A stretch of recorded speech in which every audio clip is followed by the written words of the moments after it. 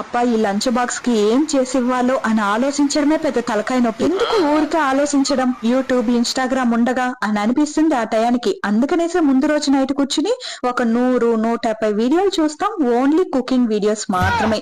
రేపు ఇది చేస్తే బాగుంటుందేమో, ఇది బాగుంటుందేమో, ఇది బాగుంటుందేమో అని ప్రతి వీడియోని తోసుకుని చూస్తూ ఉంటాం. ఒక 100-150 వీడియోస్ చూసిన తర్వాత ఒక 10 సెలెక్ట్ చేసి ఉంచుకుంటాం. ఇది ట్రై చేయొచ్చు, మన వల్ల అవుతుంది అనేసి.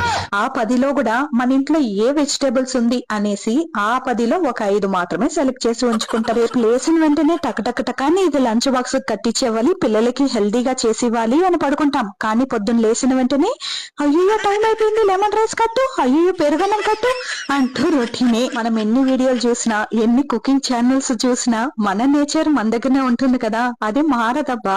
మనం ఎలా ఉండాలో అలానే ఉంటే బాగుంటుంది. కానీ కొన్ని ట్రై చేస్తే కూడా బానే ఉంటుంది. ఏమంటారు మీరు? ఇలానేనా కాదా అనేది కామెంట్ చేయండి.